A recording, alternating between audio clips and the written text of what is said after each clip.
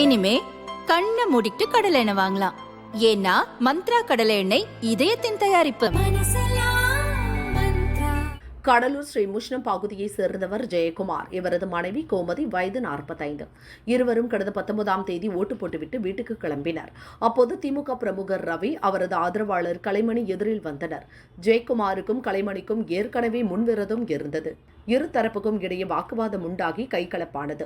ஒருவரை ஒருவர் தாக்கிக் கொண்டதில் கோமதி படுகாயமடைந்தார். மருத்துவமனைக்கு கொண்டு செல்லும் வழியிலேயே இறந்தார். திமுகவுக்கு ஓட்டு போடாத காரணத்தால் தான் கோமதி அடித்துக் கொல்லப்பட்டதாக வதந்தி பரவியது.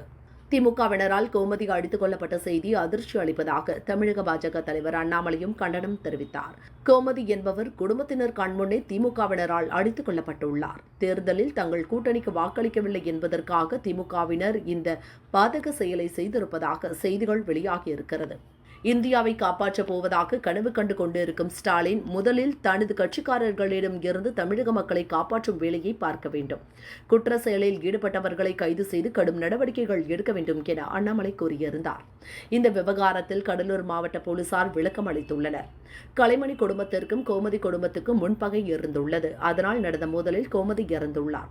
இது தொடர்பாக கலைமணி, அவர் மனைவி உட்பட 5 பேரை கைது செய்து சிறையில் அடைத்துள்ளோம் என கடலூர் போலீசார் விளக்கம் அளித்துள்ளனர்.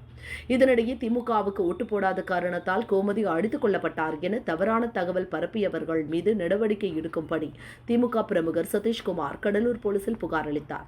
அதன் அடிப்படையில் பாஜக ஆதரவாளர் சின்ஹா, சண்முகம், ஹரிபிரபாகரன் ஆகிய 3 பேர் மீது போலீசார் வழக்கு பதிவு செய்தனர். இப்போது தமிழக பாஜக தலைவர் அண்ணாமலை மீதும் வதந்தி பரப்பியது, பொது அமைதிக்கு குந்தகம் விளைவிக்க முயன்றது, வன்முறையை தூண்டியது ஆகிய 3 பிரிவுகளின் கீழ் போலீசார் வழக்கு பதிவு செய்து விசாரணை நடத்தி வருகின்றனர்.